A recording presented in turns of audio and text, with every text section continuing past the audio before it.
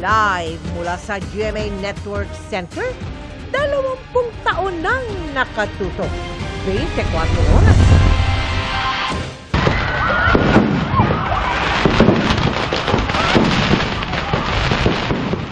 Nagpulasan ang mga nanood ng fireworks display sa plaza ng Oroquieta sa Misamis Occidental.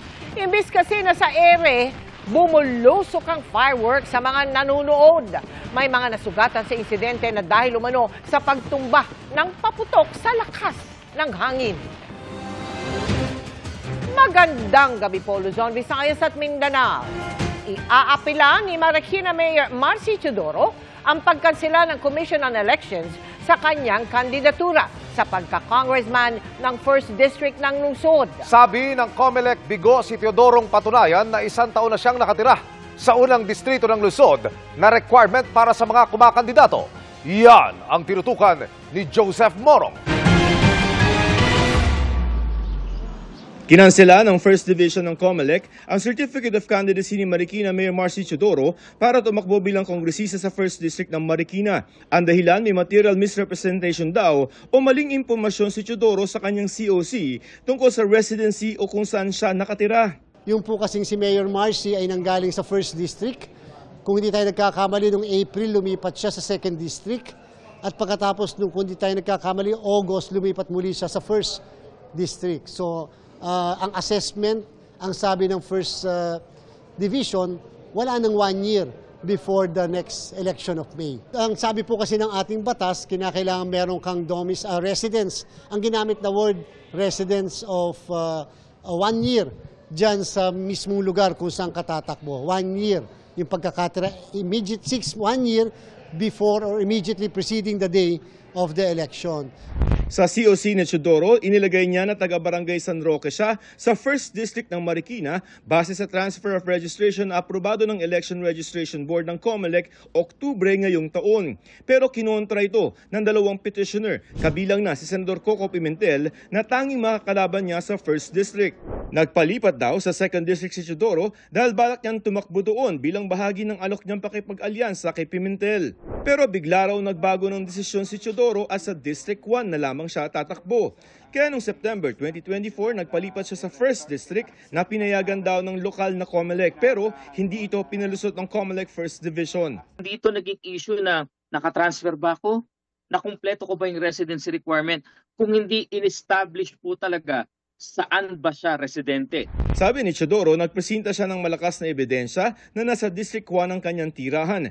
Buhat daw nung konsehal at mayor siya, yun daw ang address na kanyang ginagamit. Tingin niya nagkamali ang COMELEC 1st Division, kaya raw iaapela raw niya ang desisyon. Si Pimentel naman ang sabi wala raw pwedeng ibang sisihin si Teodoro, kundi sarili nito. When you're running for a high office like member of Congress, you do not treat the requirements or lightly. Alam mo na, you have to be a resident in the district. Patalon-talon ka ng iba-ibang districts. There is a price to be paid there. So, this is it. Ayon sa COMELEC, nasa 1st Division pa lamang ito at may 5 araw si Teodoro pagkakuha niya ng desisyon para umapela sa COMELEC Bank at posible pang umabot sa Korte Suprema ang issue. Tapos na rin po ang filing ng COC, tapos na rin po ang period of registration, and that includes tapos na rin po yung transfer of registration. Kaya wala na po paglipat-lipat pa. Nag-inhibit naman si COMELEC Chairman George Garcia sa kaso dahil pareho niyang naging kliyente si Teodoro at Pimentel nung siya'y election lawyer pa. Para sa GMA Integrated News, Joseph Morong, nakatutok 24 oras. Hindi lang baha, kundi makapal na putik ang namerwisyo sa ilang bahagi ng bansa dahil sa malakas na ulan. Kung kailan pa magpapasko, halos walang naisalbang gamit ang ilang binaha sa Mindanao dahil pinadapa ng masamang panahon ang kanilang bahay. Nakatutok si Chino Gaston. Ulan kaayo. My God. Sabi ka ulan, oy. Ay! Malakas na ulan ng ilang oras na bumuhos sa Maco, Davao de Oro kahapon. Ang resulta niyan, baha na nagmistulang malawak na ilog. Wala na guys. Dako na kayong tubig. My God. Pinasok din ng tubig ang mga bahay. Kaluod. Baha. Unti-unti rin naman daw humupa ang baha kinagabihan. Baha. Ginoo ko. Hinihingi ko talaga siya na Halos wala namang naisalba ang ilang taga Esperanza Sultan Kudarat. Kwento ng mga residente, magkahalong baha, putik at bato ang rumagasa mula sa gilid ng bundok malapit sa kanilang tinitirhan. Ang ilang bahay literal na pinadapa ng masamang panahon. Ayan po ang nangyari sa bahay nila at mga gamit nila. Puros mga putik at putik na lang talaga. Nagkalat ang mga gamit at motor na nabalot ng putik. Wala na ring nakadaang sasakyan dahil sa kapal ng putik sa mga bato na humambalang sa kalsada. Makapal na putik din ang bumalot sa barangay Talisawa sa Datu Abdullah Sangki, Maguindanao del Sur matapos ang matinding pag-ulan kagabi. Ang mga residente wala nang nagawa kundi suungin ang maputik na daan. Ginoo ko. Ginoo ko, Lord. Dambot na lang yun, Tanawa, Sa Tagum City, Davao del Norte, animoy sa dagat nakapwesto ang mga nagtitinda. Nalubog kasi sa baha ang palengke. Pahirapan din ang pagtawid sa bahaging ito ng Lake Cebu sa South Cotabato. Unti-unti kasing tumaas at rumagasa ang tubig sa ilog kasunod ng mga pag-ulan kagabi. Tulong-tulong ang mga residente para mabuhat ang ilang motor at maliliit na bata. Dahil naman sa malalaking alon sa Occidental Mindoro nitong Lunes, nalubog ang bahagi ng isang motorbangka sa bayan ng Luok. Agad ring nirespondihan ng mga tauhan ng Coast Guard. Ligtas naman ang 11 tripulante, kabilang ang kapitan at nasa mabuti ng kalagayan. Ayon sa Pag-asa, Intertropical Convergence Zone o ITCZ ang nagpaulan sa Mindanao habang shear line naman sa ilang bahagi ng Luzon. Para sa GMA Integrated News, Chino Gaston nakatutok, 24 oras. Magkahiwalay na sunog naman ang malaking dagok para sa ilang taga Quezon City. Bukod sa mga nawalan ng tirahan at hanap buhay, may mga nasugatan. Nakatutok si James Agustin. Sunod-sunod ang pagresponde ng mga fire truck sa bahaging ito ng Barangay Tandang Sora, Quezon City. Pasado alas 11 kagabi, binulabog ang lugar ng malaking sunog. Ang nagangalit na apoy, mabilis na kumalat sa magkakadikit na bahay. Itinaas sa Bureau of Fire Protection ng unang alarma. 18 fire truck nila ang rumisponde bukod pa sa mga fire volunteer group. Ang ibang bombero kinilangang pumesto sa bubong para malapit ang makapagbuga ng tubig. Lumikas naman sa katapat na chapel ang mga residenteng naapektuhan. Nakarinig kami ng sigawan, then binuksan ko yung bintana, malaki na yung apoy. Ang importante po yung mga pamilya namin ligtas po kasi kung yung mga gamit po marami naman po kasing tutulong. 5 residente ang nasugatan, kabilang ng 13 anyos sa babae na nagkasugat sa tuhod habang lumilikas. Isang lalaki naman ang nakagat ng aso sa binti. Sa pagtataya ng mga taga-barangay, halos 18 bahay ang nasunog. 24 na pamilya ang naapektuhan. Magpapadala muna tayo ng mga modular tent, no? If ever na hindi magkasya dito, pwede naman sa barangay magbibigay din tayo ng relief sa kanila. Ang BFP iniimbestigahan pa raw ang sanhi ng apoy, maging halaga ng pinsala. Ang involved po dito ay isang 2-story residential informal settler. Ang origin of fire po natin ay ground floor sa bedroom ng nasabing bahay. Sumiklab din ang sunog sa isang commercial establishment sa EDSA Corner Aurora Boulevard sa Cubao, Quezon City pasado alas 6 ng umaga. Itinaas ng BFP ang unang alarma. Kinilangang gumamit ng breathing apparatus sa mga bombero. Nakalabas naman ang mga empleyado ng Ukay-Ukay Store. Magbubukas pa lang daw sila nang mangyari ang insidente. Pagpasok ko sana, usok na yun eh. Tapos ang sabi, nagpumutok lang yung may pumutok. Kaya po para sa amin, pamilya na din po namin yan. Kaya napayak po kami sa sobrang, sa isang taon mahigit nangyayari. Ngayon, bakit ngayon pa, December pa? Ang mga residente na nakatira sa katabing kondo, lumikas dahil sa kapal ng usok na bumalot sa lugar. Sobrang mausok, masakit sa ilong. Isang nasugatan at 2 nahirapang huminga, kabilang ng isang fire volunteer. Idiniklara ang fire under control matapos sa mahigit 1.5 oras. Para sa GMA Integrated News, James Agustin, nakatutok, 24 oras. Samantala mga kapuso, may nangyayari namang sunog ngayon sa isang residential area sa Tondo sa Maynila. Sa may bahagi po yan ng Antipolo Street na sakop ng Barangay 218. Itinaas na ng Bureau of Fire Protection sa ikatlong alarma ang sunog na nagsimula pasado alas 5 ng hapon. Patuloy na inaapula ang sunog. Itinuturing ng Department of Justice na seryoso si Vice President Sara Duterte sa sinasabing banta niya laban sa Pangulo, First Lady at House Speaker. Kasunod yan ang pagsabi ng bise na hindi niya pinagsisisihan ang mga binitiwang salita. Nanindigan naman ang Justice Department na magiging patas at matuwid ang investigasyon kay Duterte. Nakatutok si Salima Refran.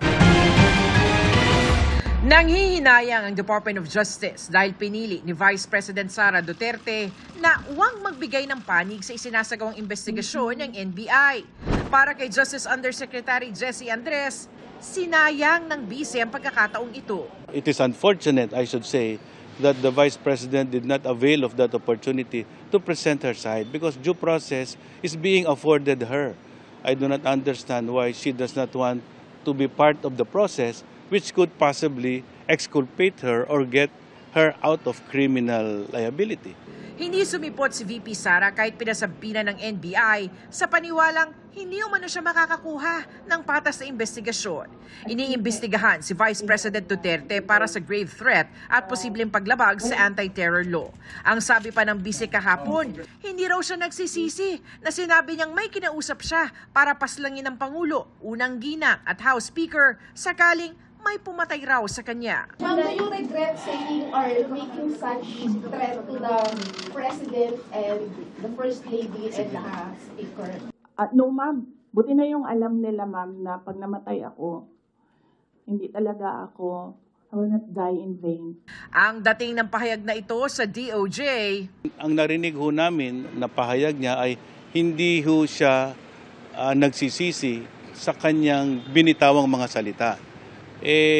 Sa amin po, ang intindi namin doon, mukhang seryoso siya doon sa mga iniwan niyang salita at hindi niya binabawi. Sa ngayon, tuloy daw ang kanilang pangangalap ng ebidensya laban sa bise. Magsasabi na po kami ng karagdagang mga testigo para po ma-establish yung mga krimen na nakalagay doon sa NBI subpoena. Tinitiyak po namin sa Vice Presidente at sa lahat po ng mamamayan na ang Department of Justice po ay magiging patas at matuwid sa kanilang evaluation kung kailangan pong mag-file ng kaso o hindi. Kahapon, sinabi rin ng bise na tinitignan na niya ang posibilidad na kumuha na lang ng pribadong security kung papalitan ang mga miyembro ng Vice Presidential Security and Protection Group o VPSG. Sabi ng AFP, gagampanan pa rin nila ang kanilang tungkulin. The AFP will provide security accordingly. We will make sure, sir, that the security of the Vice President will not be compromised. Irerespeto naman ng PNP ang magiging desisyon ni VP Duterte kaugnay ng kanyang seguridad. That's sad to hear na hindi po tayo pinagtitiwalaan, but we want to assure our Vice President, sisiguraduhin po natin na ibubuwis po ng mga security forces yung buhay po nila para protektahan po yung kanilang principal. Para sa GMA Integrated News, Salima Refran, nakatutok 24 oras. Pinatututukan ni Pangulong Bongbong Marcos sa pulisya at sandatang lakas ang seguridad sa loob at labas ng bansa. Kabilang dyan ang tuluyang pagbuwag sa mga pogo at pagpapanatili ng kapayapaan sa West Philippine Sea. Ibinili niya yan sa pulong ng mga opisyal ng PNP, AFP at LGU na ayon sa tagapagsalita ng PNP ay hindi loyalty check. Nakatutok si June Veneracion. Sa gitna ng ingay sa politika, kung saan nasa magkabilang panig ang dalawang pinakamataas na opisyal ng bansa, nakaharap ni Pangulong Bongbong Marcos ang mga top security officials ng gobyerno sa Joint National Peace and Order Council meeting sa Camp Crame. On the part of the PNP as well as the AFP, we remain loyal to the Constitution. Hindi tayo mawawala sa focus because of some political noise. Hindi po ito loyalty check. Pero nagbilin daw ang Commander-in-Chief kaugnay ng external security ng bansa. Ang sabi ng ating Presidente is we should refrain from provocative stance doon po sa West Philippine Sea so as not to escalate po yung tension sa West Philippine Sea. Plano raw ng gobyerno na bumili ng mga unmanned aerial vehicle na gagamitin sa West Philippine Sea. Magastos man at limitado ang kakayahan. Patuloy daw na magpapatrolya ang Armed Forces of the Philippines sa pinag-aagawang bahagi ng dagat.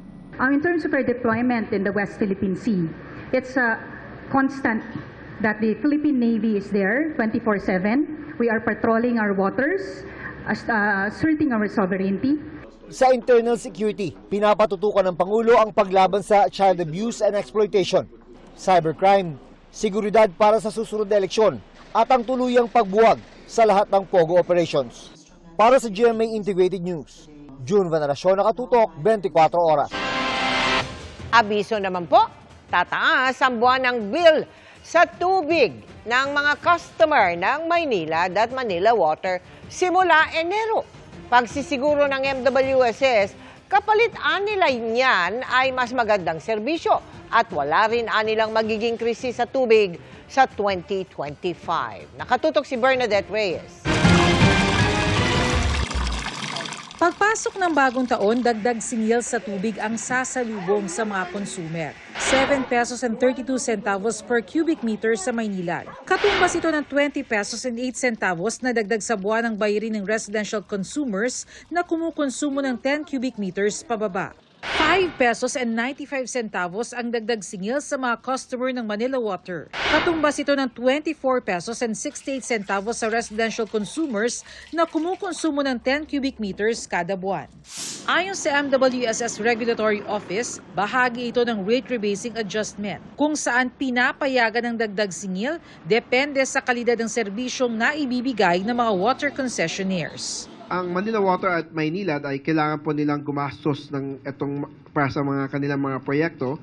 At itong mga proyekto ito ay para ma-ensure na hindi po magkaka-water service interruption sa concession area. Epektibo ang dagdag singil mula January 1, 2025 hanggang Marso. Muling magkukwenta ang MWSSRO kung may pagbabago sa mga susunod na buwan. Para kay Aling Herlinda, bad timing ang dagdag singil. Alam naman nila ngayon, hirap sa buhay, di ba? Ay nag-iisa lang ang naghahanap buhay ko, kawawa naman kung magbabayad kaming ganyang kalaking tubig. Pero dahil hindi na mapipigilan, magtitipid na lang daw si Josephine. Mano-mano na lang po ako. Tama na po yan. Kahit may washing ako, hindi ko nga ginagamit eh. Ganun na lang po para talagang tipid. Tipid pa rin sa kuryente. May diskarte rin si Thelma para makamenos gastos sa kanyang karinderya. Nakakatipid kami ma'am sa paggamit ng mga paper plate. Hindi po ma'am masyado malakas. Ang gripo, medyo mahina lang. Batid raw ng MWSS Regulatory Office na anumang dagdag singil mabigat para sa mga consumer, pero kapalit naman daw nito ay mas magandang serbisyo mula sa mga water concessionaire. Pangako po natin na ng dalawang concessionaires na wala pong water crisis itong 2025. Pag magkakaroon po ng water interruption, it will be very limited and very isolated. Ang benepisyong discount naman ng Lifeline consumers, gaya ng mga miyembro ng 4Ps, pinalawig pa. Ito po ay ang Enhanced Lifeline Program at in-increase po natin ang benefit from 10 cubic meter to 20 cubic meter. Ang kailangan lang po ay mag-register po sila. 2 pesos and 87 centavos ang dagdag singil sa low-income Lifeline consumers ng Manila Water at 10 pesos and 56 centavos sa nasabing konsumo sa Maynilad. Para sa GMA Integrated News, Bernadette Reyes, Nakatutok, 24 oras. Pinasight in contempt at pinaaresto ng Quadcom ng Kamara ang dating hepe ng Mandaluyong Police na isinasangkot sa pagpatay dahil sa paulit-ulit na pang-iisnab sa pagdinig. Nakatutok si Tina Panganiban Perez. Dahil daw sa paulit-ulit ng pang-iisnab sa House Quad Committee na nag-iimbestiga sa POGO, War on Drugs at maging extrajudicial killings noong Administrasyong Duterte, pinakontempt na at pinaaresto na si Police Colonel Hector Grijaldo. Si Grijaldo ang dating hepe ng Mandaluyong Police na kasamang iniimbestigahan dahil sa pagpatay kay dating PCSO Board Secretary Wesley Barayuga. Si Grijaldo rin ang nagsabi sa investigasyon ng Senado na pinilit daw siya magsinungaling ng dalawang co-chair ng Quadcom para kumpirmahin ang umano'y reward system sa Duterte drug war. Ang dinadahilan ni Grijaldo sa di pagsipot sa Quadcom hearing ang naging operasyon niya sa Balikat noong December 2 dahil sa rotator cuff syndrome. Pero sabi ng ilang kongresista, sumailalim din sila sa katulad na operasyon at nakarecover daw sila agad. This is, I believe, his 4th time to skip the Quadcom and pero sa Senate wala naman siyang rotator cuff syndrome. I'm sorry, but I really believe it's high time that with the indulgence of all the chairmen that I move to cite Colonel Hector Grijaldo in contempt. Ang kasunod po nito ay isang order na manggagaling sa committee ito to arrest Colonel Hector Grijaldo for violating the rules of procedure governing inquiries in aid of legislation of the House of Representatives.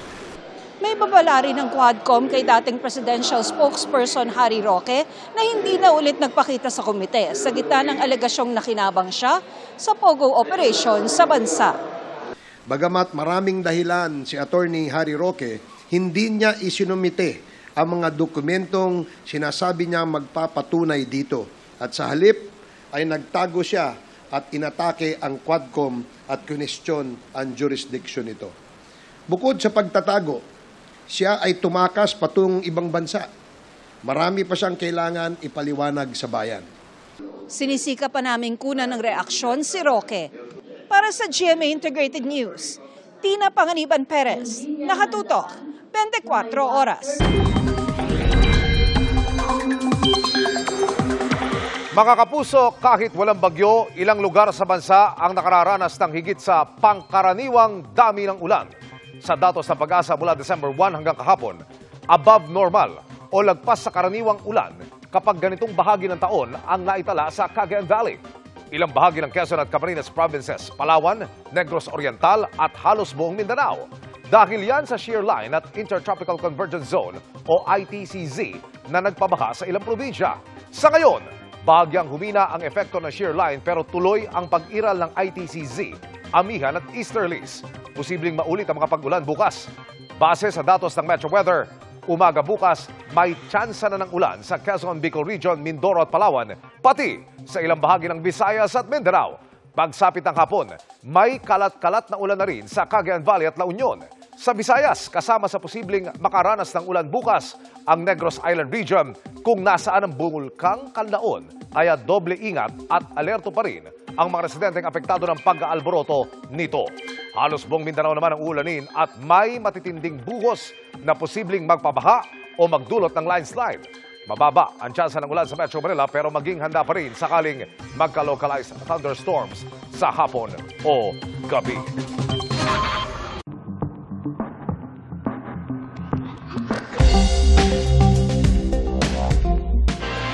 Kasabay ng paglawak ng teknolohiya, iba't ibang content na rin ang nagkalat ngayon sa social media.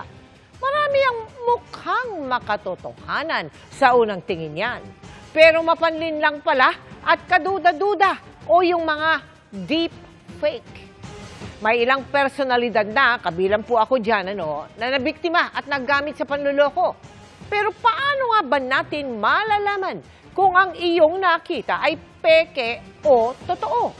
Yan ang tinutukan ni Rafi Tima na kaisa natin sa Panata kontra Fake News.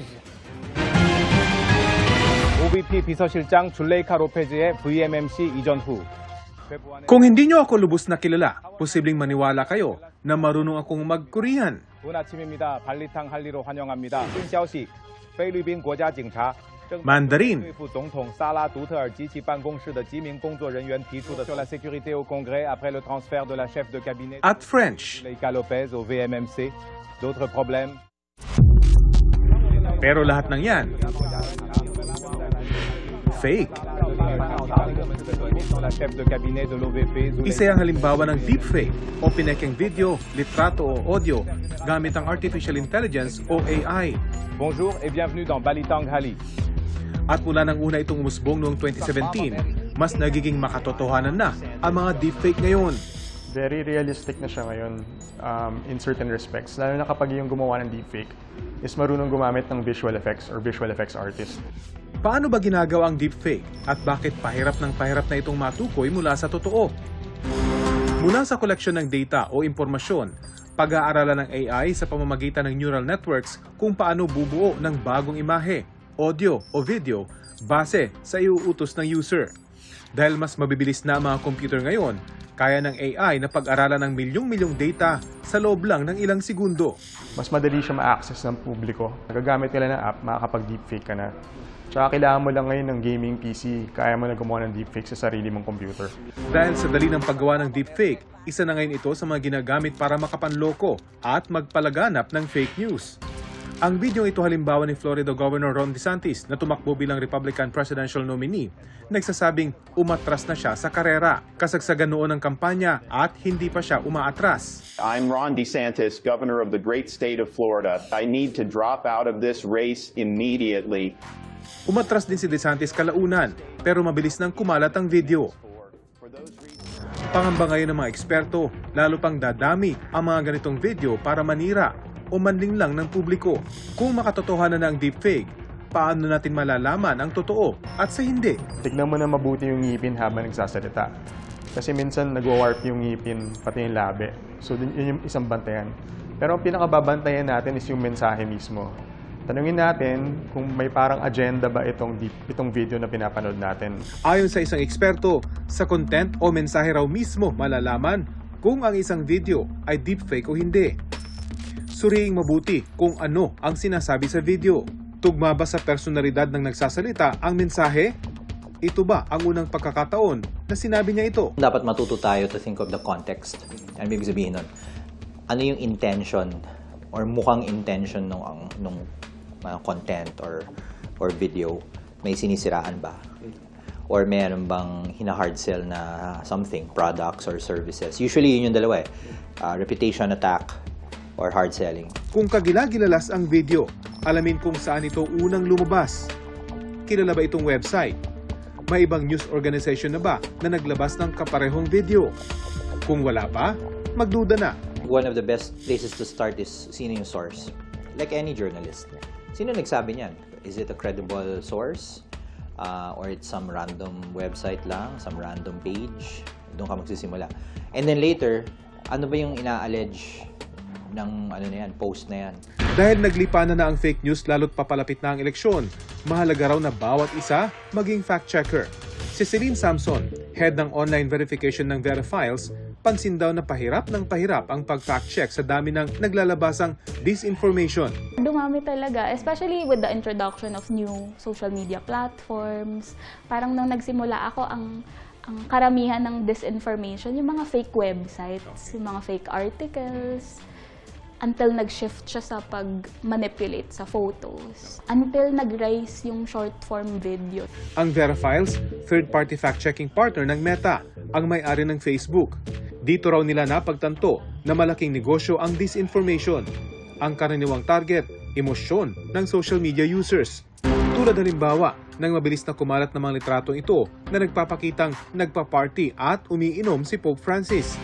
Pero peke ang mga litrato na AI-generated ayon sa pagsusuri ng Verifiles. Gusto kang ginagalit or pinapalungkot ka para yung gagawin mo sa daliri mo, either to share or mag-react ka doon sa post. Yung kasi it translates into money for the publishers. Bukod sa fact-checking at debunking, mahalaga raw ang critical thinking o ang pag-aaral at pag-evaluate sa mga nakitang post bago ito paniwalaan. Sa ibang bansa, itinuturo na ito sa mga estudyante. Ayon kay Jenny Santos ng democracy.net.ph, minsan mas mahirap maghabol kapag lumabas na ang isang maling impormasyon. Importante po yung tinatawag din na pre-bunking kung saan sinisigurado natin na mauuna tayo sa pagpapakalat ng totoong impormasyon. Gusto po natin na mauna para po ma-frame po natin ang ating mga kababayan na ito talaga yung totoong nangyayari. Ito talaga yung facts. We can call it truth inoculation. Maging ang pamahalaan, nababahala na raw sa posibleng epekto ng fake news lalo't kulang ang regulasyon sa bansa. In the ASEAN kasi wala tayong batas about online harms.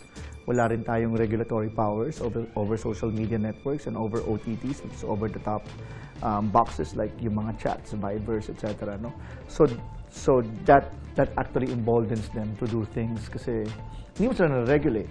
Wala rin maayos na reporting mechanism. Sa dami ng mga Pinoy na may access sa mobile internet, malaki raw talaga ang pagkakataong may maloko ng deepfake, disinformation at misinformation. Pero maraming pwedeng gawin para ito ay labanan. Maging mapanuri, huwag agad maniwala at gumamit ng teknolohiya para malaman ang fake. At ang pinakamahalaga, tiyakin na ang pagkukunan ng balita at impormasyon may kredibilidad at mapagkakatiwalaan. Para sa GMA Integrated News, Rafi Tima nakatutok, 24 oras. Higit sa pagbabalik ng daking FPJ sa GMA, dalawang action-packed series din ang offering ng GMA this 2025. Maki-barkadagulan with Lolong at Dax sa chika ni Aubrey Carampel. In fighting form, flexing his toned body, at Arnis skill si Kapuso action drama Prince Ruru Madrid para sa teaser ng Lolong Bayani ng Bayan Season 2. Habang ipinamalas ang kanyang Pinoy mixed martial arts moves, sinabayan pa ng rain effect. Sa hiwalay na teaser, reunited na rin sina Lolong at Dax. All smile si Ruru habang nakasakay sa 22 feet long animatronic crocodile na gawa sa fiberglass body at silicone skin. At ito namang si Dax, humabol pa sa apatite trend. Ayon kay Ruru, looking forward na sila ng girlfriend na si Bianca Umali sa kanilang projects for next year. Si Bianca kasi ginagawa ang Encantadia Chronicles Sangre. Next year, parang kailangan namin mas mabalance yung personal, yung work, career, everything, fitness, yan. So lahat yan, parang siguro yun yung kailangan namin pagtulungan ko paano namin babalansehin lahat. At syempre dapat abangan din ng mga kapuso ang Lolong dahil yan ang magiging napakagandang panimula ng 2025 para sa GMA. Yes. At ito pa. Bago yan, excited din si Ruru sa kanyang first MMFF movie na Green Bones. Sabi ko nga, yung trailer pa lang sobrang kinilabutan ako dahil siguro malaking karangalan po sa akin na maging parte po at makagawa po ng MMFF project. Another action-packed offering sa 2025 ang hatid sa mga kapuso dahil barkadagulan na. In character, ang mga batang reel star sa kanilang pictorial at plug shoot para sa upcoming GMA Action Drama Prime Series sa mismong release ng Philippine National Railway o PNR. Sa teaser pa nga lang, umaatikabong action na ang napanood.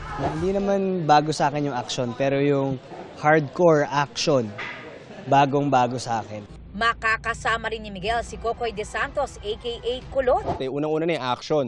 Pangalawa, syempre may kanya-kanyang hugot din yung karakter.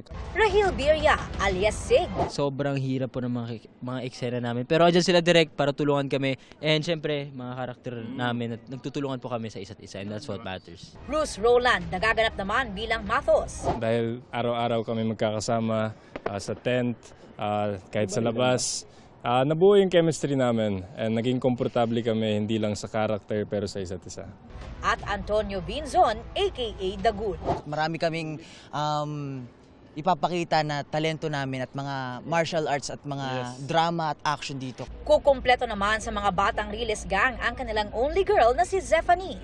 Makakasama rin nila sina Ronnie Ricketts, Jay Manalo, Jerry Craval, Diana Zubiri, Desiree Del Valle, Eva Darren at Faye Lorenzo. Aubrey Carampel, updated sa showbiz happenings. Apektado na ang kabuhayan ng ilang taga La Carlota City, Negros Occidental dahil sa nagpapatuloy na aktibidad ng Bulkang Kanlaon. May kinakasanang hakbang, lalo't hindi pa rin inaalis ang tsansa na itaas ang Alert Level 4. Nakatutok si Eileen Pedreso ng GMA Regional TV. Nag-aerial survey ang task force Kanaon sa Mount Kanaon sa Negros Islands kaninang umaga. 3 araw matapos itong pumutok. Sabi ng task force, lahat ng ash emission at eruptive activity ay sa summit crater. Walang nakitang fissure o bitak sa bulkan. May pyroclastic density current deposit uusok sa permanent danger zone. May manipis ring volcanic smog o ibinugang sulfur dioxide sa silangang bahagi nito. Mula 9:59 hanggang 10:55 kaninang umaga, muling nagbuga ng abo ang Mount Canlaon at naulit pasado 2:00 ng hapon. Mula Lunes, malaking problema na ang abo para sa mga nakatira at may negosyo sa paligid ng bulkan, tulad sa barangay Araala, Carlota City. Ang resort na ito na nagtigil operasyon dahil wala namang customer. Napuno rin ng abo ang kanilang pool. Wala kami ubra, no work, no pay kami, ma'am. Ang pagkaon namon, ay wala kami sang kuwaan. Tiniyak na may-ari ng resort na tutulungan nila ang kanilang mga empleyado. Apektado rin ng pagputok ng bulkan ang mga hayop. Kanding, baka, manok. Ang kanding hindi ka kaon bay. Pait puro ng kwan. Abo, di kung maglawig pagit mapatay na sila eh. Ang mga residente ng barangay Araala, Carlota City nakatanggap naman ng tulong mula sa GMA Kapuso Foundation. Kapasalamat gid kuya nga nag-abot ka mo diri. Kagabay nga badamo gid ang inyo pagid nga mabuligan. Nagapasalamat gid ako sa Kapuso Foundation. Kapasalamat gid ko nga natagaan kami sang food packs. Kabay pa nga magsige padayon pagid sa iban pagid. Thank you gid sa GMA Kapuso dako gid ang pagpasalamat ko nga natagaan kami tanan-tanan sa bilog nga barangay. Sabi ng Task Force Canlaon, balak nilang gumawa ng 10 cities sa labas ng 7-kilometer radius ng bulkan sakaling lumikas ang mga nakatira sa 6-kilometer radius permanent danger zone. Una raw nilang ililikas ang mga bahagi ng vulnerable sector. Inirekomenda rin ng Negros Occidental Provincial Disaster Risk Reduction and Management Council na isailalim sa state of calamity ang probinsya para magamit ang 78 million pesos na Quick Response Fund para sa mga nasa evacuation center. Ayon sa Disaster Risk Reduction and Management Council Region 6, maaari pang itaas ang alert level ng bulkan base sa monitoring ng PHIVOLCS. There's really a chance no nga basta mag-elevate pa siya into alert level 4. That's why to avoid double handling, we are already planning for level 4. Kapag itinaas ang alert level 4, mayroon ng low-level magnetic eruption na maaring mauwi sa malakas na pagputok anumang oras sa mga susunod na oras o araw. Para sa GMA Regional TV at GMA Integrated News, Aileen Pedraso, nakatutok, 24 oras. Iginiit ng ambassador ng China na hindi sila mananakop at sila raw ay nagtitimpi. Since the founding of the People's Republic of China, we have never provoked a war, started a proxy war, or occupied 1 inch of others' land. Walang binanggit na bansa si Chinese Ambassador to the Philippines, Wang Silian, pero idiniin niyang wala umanong karapatan ng ibang bansa na paratangan sila bilang banta sa seguridad. Taliwas sa mga paratang na sila'y aggressor, wala raw ibang hangad ng China kundi kapayapaan. Sinabi yan ni Wang sa ika-13 Manila Forum for Philippine-China Relations. Ilang araw lamang yan matapos ang bagong pangharas ng China gaya ng paglapit ng helicopter sa mga Pilipinong mangingisda. Peligrosong pagharang, pagbangga, pag-water cannon at pangle-laser pa sa mga barko ng BIFAR. Hiningi ng GMA Integrated News ang reaksyon ng AFP at Philippine Coast Guard kaugnay sa sinabi ni Huang pero wala pa silang pahayag. Sa mga naghahabol mag-Christmas shopping, binuksan na ang Noel Bazaar sa Philinvestant Food Area ngayong araw. Ang mga pwedeng bilhin doon at pwedeng ipantulong, alamin sa live na pagtutok ni Oscar Oida. Oscar? Yes, Mel, sa mga hirap bumunot pag nagki-Christmas shopping, dito sila dapat sa Noel Bazaar. Mangyari, gagaan ang kanilang kalooban. Dito kasi makakapamili ka na, makakatulong ka pa. Kayo ba yung tipong caring na, giving pa? Swak kayo dito sa ikatlong leg ng Noel Bazaar na formal lang sinimulan kanina sa Philinvestant sa Muntinlupa, Alabang. Isinagawa kanina ang ribbon cutting kasama si Noel Bazaar founder at President and CEO ng Cut Unlimited Incorporated na si Miss Mayos Gozon Bautista. We have from home essentials to different pwedeng pangregalo to bags, clothes, shoes.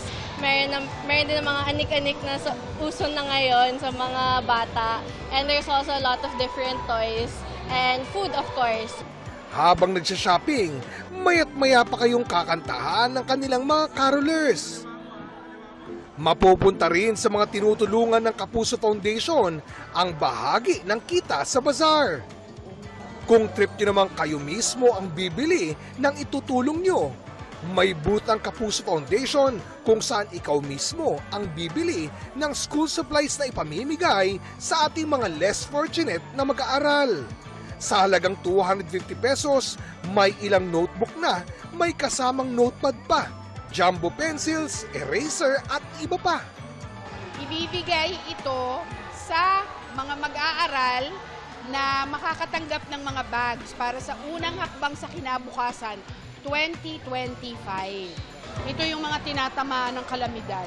Ang mga kasama dyan, Bicol, Catanduanes, Aurora. Yan nga ang pinagkaabalahan kanina ng ating Kapuso at Noel Bazaar Ambassador na si Shuvi Etrata.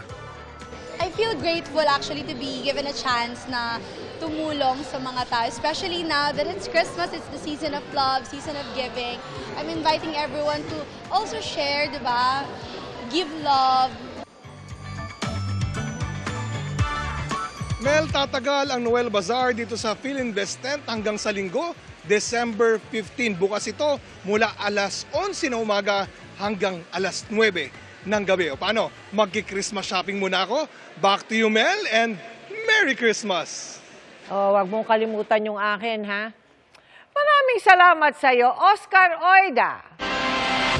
Kahit naratipikahan na ng Senado at Kamara ng panukalang 2025 National Budget, may mga mambabatas na kumukwestiyon sa ilan itong probisyon. Partikular na riyan ang pagbibigay ng zero subsidy sa PhilHealth at ang pagdoble ng pondo ng Kamara. Nakatutok si Mav Gonzalez. Niratipikahan na kagabi ng Senado at Kamara ang panukalang 6.352 trillion pesos 2025 national budget ang napagkasunduan nilang bersyon ng Kamara. Pero may mga senador na tutol sa desisyong gawing zero ang subsidy ng PhilHealth sa susunod na taon. Dapat po ang pondo ng PhilHealth ay para sa health, kaya nga po PhilHealth. Lessons learned dapat tayo sa pandemya, we should invest more in health. Subsidy from the national government may still be needed to implement necessary reforms and improvements in its benefit packages. Huwag naman zero budget. Sa huli, ang mga mahihirap na pasyente na naman ang kawawa dyan. Tugon ni Senador Grace Poe, ang chairman ng Senate Committee on Finance, may sapat pang reserbang pondo ang PhilHealth. We believe that the 600 billion of PhilHealth is for them to be able to utilize. They are not definitely destitutes. They have the funding for it. And if they also show their capability to utilize those funds, next year, definitely it will be a different scenario once we evaluate the progress that they have made. Giit din ni Senate President Cheese Escudero. Sa ngayon, 600 bilyon muli yun. Dadagdagan pa natin uli ng 74. Para sa ano, hindi naman dinadagdagan yung benepisyo. Sa totoo lang, nasa charter ng PhilHealth na pwede nilang gastusin ang kanilang pondo para sa coverage, universal coverage ng PhilHealth. Hinihingan pa namin ng reaksyon ng PhilHealth kaugnay nito. Kung may mga nabawasan, kwestiyon naman ni Senador Coco Pimentel ang pagtaas ng pondo ng Kongreso pagkatapos dumaan sa Bicameral Conference Committee. May dagdag na 1 billion pesos sa budget ng Senado habang 17.3 billion sa Kamara. Mas malaki pa sa orihinal na nakalaang 16.3 billion. Bakit hindi na lang linabas natin sa plenary at tiniskas? Bakit kailangan sa BICAM pa mangyayari ito, Mr. President, na halos lumampas pa sa doble ang budget ng isang chamber. But we have to be transparent. Sabi ng Senate President, hindi perpekto ang budget pero napakarami kasing dapat pondohan sa napakaliit na espasyo. May nagalit, may napangiti. Subalit maging ganun pa man, ang trabaho ng Kongreso ay pumili sa pagitan ng mga bagay na pwedeng pondohan kung alin dito ang unahin. Lahat mahalaga, lahat importante. Para sa GMA Integrated News, Mav Gonzalez, nakatutok, 24 oras. Magkahalong saya, lungkot at excitement ang nararamdaman ng The Voice Kids finalists ilang araw bago ang huling tapatan this Sunday, December 15. All out naman ang support and love ng kani-kanilang coaches, lalo na sa mentoring sessions. Makichika kay Lars Santiago.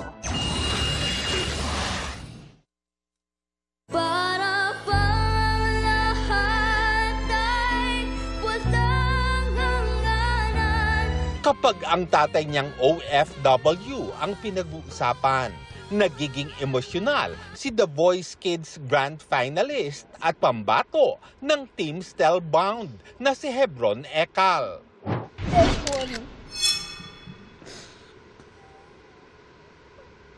Miss ko na po siya. Palagi na po kami sinasabihan po kung okay na po kami. Pero di niya po sinasabi na nahirapan na po siya. Daddy, mag-ingat ka lang po dyan palagi. Huwag mo po papabayaan yung sarili mo po. Ingat ka po palagi sa pag-drive. Kaya niya naman po ito ginagawa to help his family. Kasi gusto niya nga po yung dad niya is hindi na po umalis ng Pilipinas para magtrabaho sa ibang bansa. Tapusin mo siya ng malinis. Katulad ni Stel, hindi na rin maiwasan ng iba pang The Voice Kids coaches na ma-attach sa kanilang mga kids. Si Julian Sanuse ng Jewel Squad sa pambato niyang si Makmak, Pablo ng tropa ni Pablo kay Neben, at si Billy Crawford ng Team Believe kay Winces. Kaya naman hindi rin birong effort ang ibinibigay nila sa kanilang mentoring sessions, lalo na't ngayong linggo na ng gabi ang Grand Finals na mapapanood ng live dito sa GMA. I feel in awe every time I see him and every time I look at him kasi parang sobrang napaka-innocente, sobrang gentle and alam mo yun, talagang mahuhok ka sa kanya kasi para siyang magnet sa sobrang charming niya. Iba si Nevin sa lahat. Si Nevin is a good mixture of everything na hahanapin ng isang manonood sa isang singer or sa isang performer. Kaya niyang bumirit, kaya niyang mag-riffs and runs, kaya niyang humugot ng malalim na notes, and at ang higit sa lahat, yung emosyon ng boses na binibigay niya sa mga tao. Blessed ako kay Winces dahil she was already, kumbaga, professional at her craft. She knows exactly what to do. She sings very, very well. And I think lahat kaming coaches were also blessed kasi halos karamihan ng mga bata namin, hindi namin kailangan turuan kumanta dahil marurunong na silang kumanta. Punong-puno naman ang paghanga at pasasalamat ang puso ni na Winces, Nevin, Makmak at Hebron sa kanilang mga coach dahil ramdam daw nila ang pagmamahal at paggabay ng mga ito sa kanila. And very thankful po kay Coach Billy for his support. Marami po ako natutunan sa kanya, starting from from singing from the heart, from to diction, from the technicals to the emotional impacts po. Maganda po yung pag-coach niya po sa amin, and di lang po sa akin, sa amin pong lahat na naturuan din po ni Coach Stel. And sa buong Stellbound po. Masaya po siya magturo. Kay Coach Pablo, thank you po sa pag-support at pag-trust po sa aking singing talent at sa pagbigay po sa akin ng chance na makapunta po dito sa The Voice Kids, at promise ko pong gagawin ko pong pinaka-best ko po. Coach Yuli, salamat po sa Panginoon na pinili mo po ako sa semifinals, and ito na po, mas gagalingan ko po sa Grand Finals, and ipapanalo po natin ang Team Jewel Squad. Lars Santiago, updated sa showbiz happening. And that's my chika this Thursday night. Ako po si Iya Arellano, Miss Mel Emil. Salamat sa iyo, Iya. At Thank you, yan Iya. ang mga balita ngayong Huwebes, mga kapuso. 13 days na lang, Pasko na. Ako po si Mel Tiangco para sa mas malaking misyon. Para sa mas malawak na paglilingkod sa bayan, ako po si Emil Sumangil. Mula sa GMA Integrated News, ang News Authority ng Pilipino. Nakatuto kami 24 oras. Ito ang